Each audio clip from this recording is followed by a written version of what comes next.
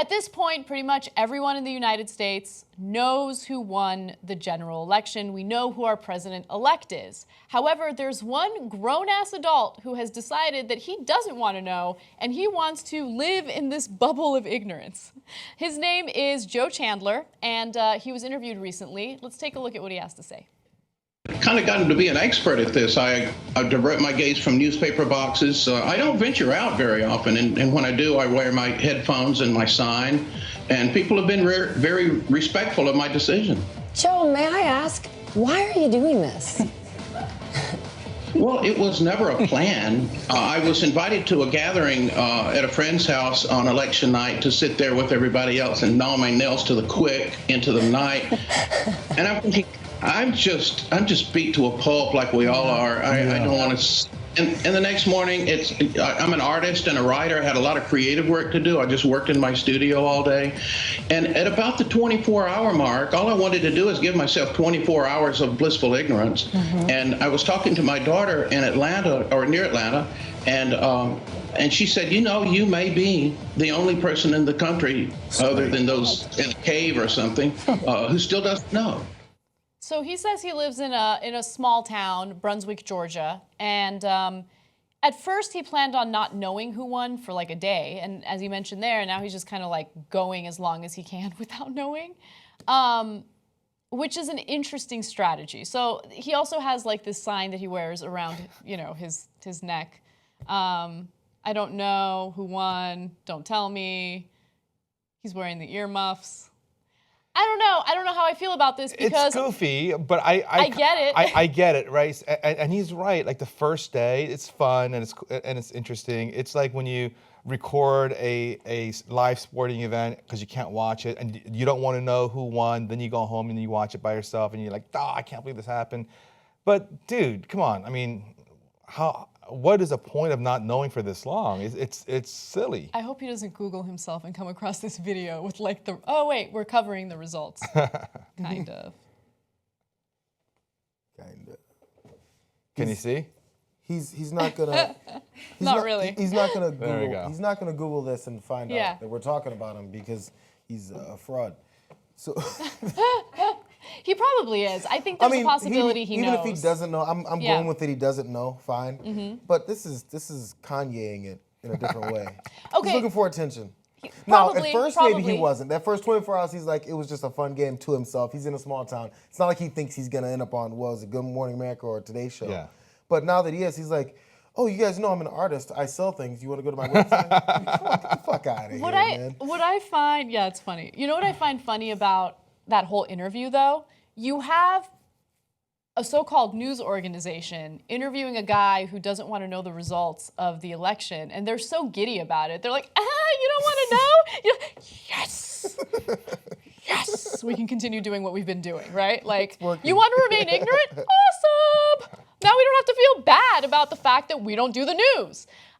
Look, he has, I think part of the problem, and I don't want to be too hard on him, right? He's kind of a private citizen, and I don't want to like tear him down, but I do think he symbolizes a very serious problem in the United States, and that's, you know, the lack of, I don't want to say knowledge. I don't even know what the word is, but curiosity. The lack of curiosity and not informing yourself to be, you know, an effective voter, to be an advocate for yourself. So I don't even care if you do your research, you read accurate news, sources, you fact check, and you come to the conclusion that, hey, Republicans are better for you. I don't care which party it is. What I want more than anything is for people to be informed voters. Like every time we have an election and like all these like young people do like the get out the vote campaigns and they're like, yeah, get out the vote. Yeah, we want you to vote. No, but you're missing a critical step.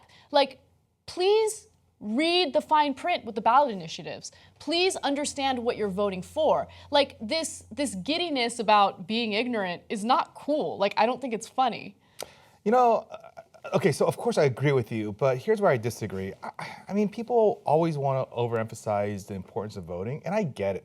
But the reality is that voting doesn't matter for the vast majority of people because it only matters in the aggregate. Yeah. Right? but your single vote doesn't matter. It doesn't. It's like if I recycle a bottle, of course I recycle because I want to be conscientious, but that one bottle won't make any difference. It only matters in the aggregate. So you have to explain to people how their individual action is part of an aggregate action. But the fact is, even then it doesn't matter because, for example, in California, my vote does not matter for the presidential election. The local stuff, of course it does, right? So, telling someone, take the time to educate yourself on the issues and go through the trouble of registering to vote, then go and actually vote that day because it matters. A lot of it's not true. It doesn't matter. I think a lot of it, look, half of the electorate did not vote. Yes. And that was a disaster. So I think it's a really dangerous message to go out there and tell people, like, don't vote. Or you're not saying that, No. but telling people your vote doesn't matter. Like, people already feel helpless. There's like one last bit of hope that they have, and taking that away, I think, is dangerous. Well, but by the way, primaries matter a lot. I think they matter more. They matter way more, They right? matter more, And so, look, voting does matter, and can you show them your finger?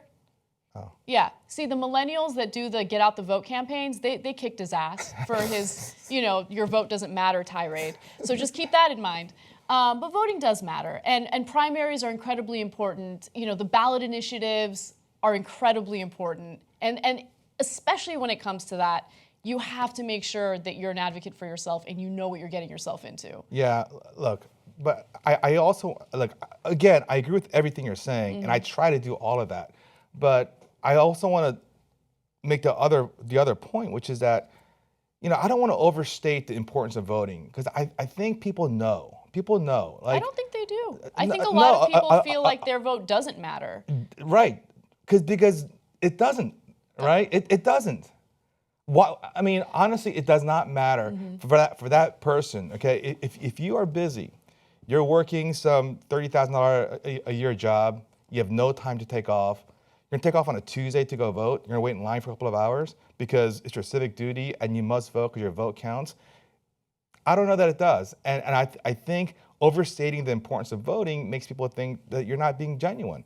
And, again. So what do you say? Like, your vote kind of matters depending on where you live? Try to vote if you can, but if you can't, you can't.